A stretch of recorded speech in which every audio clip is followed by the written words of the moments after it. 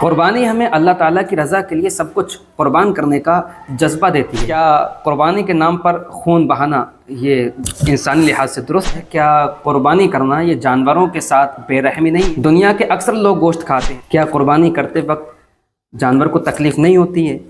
اگر جانور کو تکلیف ہوتی ہے تو یہ عبادت کا ذریعہ کیسے ہو سکتا ہے؟ قربانی کرنے سے ہمدردی بڑھتی ہے، قربانی کرنے سے بھائی چارہ پیدا ہوتا ہے، قربانی کرنے سے اتحاد کو فروغ ملتا ہے، معاشی فائدہ بھی ہے قربانی کرنے کا۔ قربانی ہر اس مسلمان مرد اور عورت پر واجب ہے کہ جو عاقل ہو یعنی کہ سمجھدار ہو، بالغ ہو یعنی کہ جو بالغ ہونے کی عمر کو پہنچا ہو، اور مقیم ہو یعنی کہ حالت سفر میں نہ ہو، اور صاحب نصاب ہو یعنی کہ اس کے پاس ضرورت سے زائد مال یا اثاثے ہوں جو تقریباً 52.5 تولہ چاندی کی مالیت کو پہنچتا ہو۔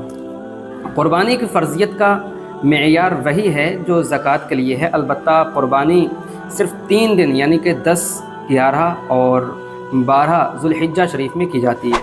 قربانی کی اہمیت۔ قربانی اسلام کی عظیم نشانیوں میں سے ایک نشانی ہے۔ قرآن کریم میں اللہ عز و جل ارشاد فرماتا ہے فَصَلِّ لِرَبِّكَ وَانْحَرْ، بس اپنے رب کے لیے نماز پڑھو اور قربانی کرو۔ نبی کریم صلی اللہ تعالیٰ علیہ وسلم نے ارشاد فرمایا قربانی کے دنوں میں انسان کا کوئی عمل اللہ تعالیٰ کو قربانی سے زیادہ محبوب نہیں۔ قربانی ہمیں اللہ تعالیٰ کی رضا کے لیے سب کچھ قربان کرنے کا جذبہ دیتی ہے۔ یہ حضرت ابراہیم علیہ السلام کی پیاری سنت ہے۔ نبی کریم صلی اللہ تعالیٰ علیہ وسلم نے اس کو برقرار رکھا ہے۔ قربانی کی حکمت۔ قربانی کی حکمتیں کئی جہتوں پر محیط ہیں۔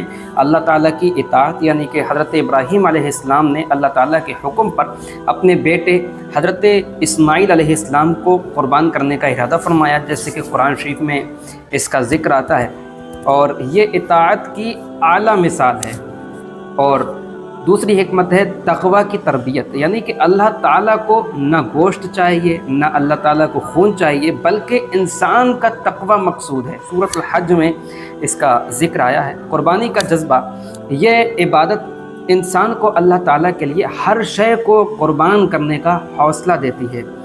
اجتماعی خیر، یعنی کہ گوشت غرباء و مساکین میں تقسیم ہوتا ہے، جس سے معاشرتی مساوات کو فروغ ملتا ہے، یعنی معاشرے میں برابری کا ایک نظام پیدا ہوتا ہے۔ اب سوال یہ پیدا ہوتا ہے کیا قربانی کے نام پر خون بہانا یہ انسانی لحاظ سے درست ہے؟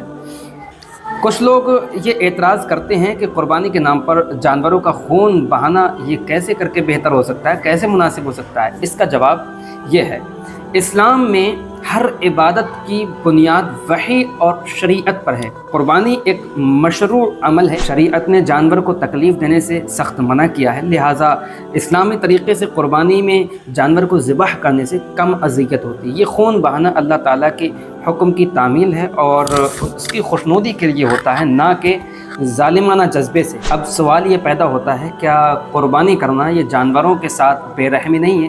جبکہ اسلام کی بنیاد تو رحم پر ہے۔ اسلام رحم اور مہربانی کا سبق دیتا ہے، درس دیتا ہے، صلہ رحمی سکھاتا ہے، کیا یہ جانوروں کے ساتھ بے رحمی نہیں ہے؟ تو اس اعتراض کا جواب یہ ہے کہ یہ اعتراض عام طور پر ان لوگوں کی طرف سے آتا ہے جو اسلامی تعلیمات سے ناواقف ہوتے ہیں۔ اسلام نے جانوروں کے حقوق کی مکمل پاسداری کی تعلیم دی ہے۔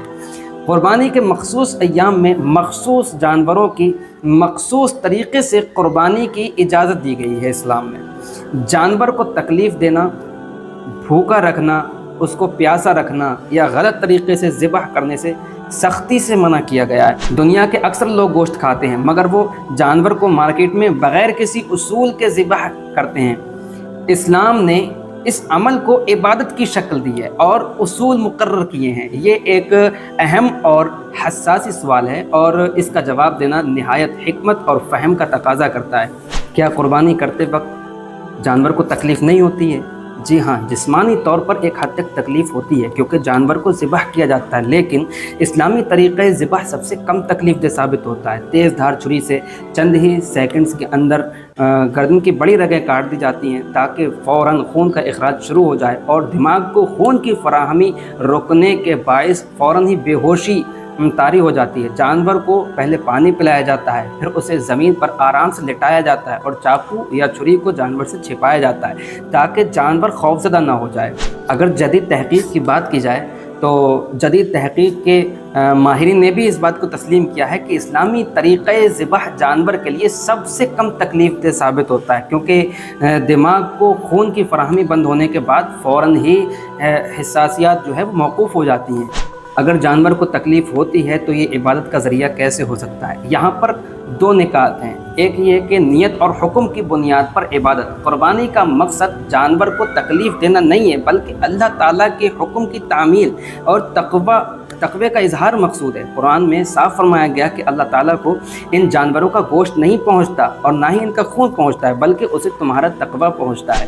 جانور کو ذبح کرنا اللہ تعالیٰ کا حکم ہے اور اسی جذبے سے عمل کرنے والا عبادت کرتا ہے۔ اگر کوئی شخص محض گوشت یا دکھاوے کے لیے قربانی کرے تو وہ عبادت نہیں بلکہ وہ رسم بن جاتی ہے، دکھاوا، ریاکاری۔ تو جو لوگ قربانی کرتے ہیں دکھاوے کے لیے، نام پیدا کرنے کے لیے، تو انہیں اس طرف توجہ دینا چاہیے کہ قربانی جو ہے وہ نام و نمود کے لیے نہیں ہونی چاہیے، قربانی ریاکاری کے لیے نہیں ہونا چاہیے، بلکہ قربانی میں جو قربانی کا جو اصل مقصد ہے وہ تقوی، پرہیزگاری، اللہ تعالیٰ کی رضامندی۔ دوسرا نقطہ، جانوروں کا استعمال انسان کے لیے ایک عظیم نعمت ہے۔ اللہ تعالیٰ نے جانوروں کو انسان کے لیے مسخر فرمایا، ارشاد ہے اور ان جانوروں میں تمہارے لیے فائدے بھی ہیں اور ان میں سے بعض کو تم کھاتے ہو۔ ہم روزمرہ کی زندگی میں دودھ، چمڑا، گوشت، حتیٰ کہ جانوروں کی ہڈیوں تک سے فائدہ اٹھاتے ہیں۔ جب جانور کو انسان کھاتے یا دیگر ضروریات کے لیے استعمال کرتا ہے، تب اگر یہ عمل اللہ تعالیٰ کے حکم، شریعت اور اس کے شریعت کے اصول اور احترام مخلوق کے ساتھ ہو تو یہ ظلم نہیں بلکہ شکر گزاری کی عبادت بن جاتا ہے۔ سوال یہ ہے کہ اسلام میں قربانی واجب کیوں ہے؟ قربانی کو واجب کرنے کی چند بنیادی وجوہات ہیں۔ سب سے پہلے یہ کہ قربانی کرنا حضرت ابراہیم علیہ السلام کی سنت ہے اور اس عمل میں حضرت ابراہیم علیہ السلام کی اس سنت کو برقرار رکھنا مقصود ہے۔ امت مسلمہ میں ایثار اور قربانی کا جذبہ پیدا کرنا، یعنی کہ جب ہم قربانی کرتے ہیں تو ہمارے سینوں میں ایثار اور قربانی کا جذبہ بڑھتا ہے۔ اجتماعی عبادت کے ذریعے امت مسلمہ میں اتحاد اور اخوت کو بڑھاوا دینا، یعنی جب ہم قربانی کرتے ہیں، اس کا گوشت ہم آپس میں بانٹتے ہیں اور اس کو مل بانٹ کے کھاتے ہیں تو اس سے اتحاد بڑھتا ہے اور اخوت کو یعنی کہ بھائی چارے کو بڑھاوا ملتا ہے، اور قربانی کے ذریعے غریبوں اور محتاجوں کی مدد کی جاتی ہے۔ جو لوگ ہمیشہ روکھی سوکھی کھاتے ہیں تو قربانی کے وقت میں ان کے گھروں پر گوشت جیسا لذیذ کھانا بنتا ہے۔ اب سوال یہ ہے کہ قربانی کے اصل مقاصد کیا ہیں؟ تو آئیے قربانی کے مقاصد کی طرف کو چلتے ہیں۔ سب سے پہلا مقصد اللہ تعالیٰ کی رضا کا حصول، یعنی اللہ تعالیٰ کی رضامندی کو حاصل کرنا۔ دوسرا فائدہ، ایمان کی آزمائش میں کامیابی، تقوی اور خشیت کا اظہار۔ چوتھا فائدہ، غرباء کے حقوق کی ادائیگی۔ قربانی کرنے سے غریبوں کے حقوق ادا ہوتے ہیں۔ یہ عمل ہمیں خود غرضی سے نکال کر دوسروں کے لیے جینے کا ہنر سکھاتا ہے۔ قربانی کرنے سے ہمدردی بڑھتی ہے، قربانی کرنے سے بھائی چارہ پیدا ہوتا ہے، قربانی کرنے سے اتحاد کو فروغ ملتا ہے۔ روحانی فائدے بھی ہیں کچھ قربانی کے۔ روحانی فائدہ، اللہ تعالیٰ کی اطاعت اور قربت حاصل ہوتی ہے۔ سماجی فائدہ کیا ہے قربانی کا؟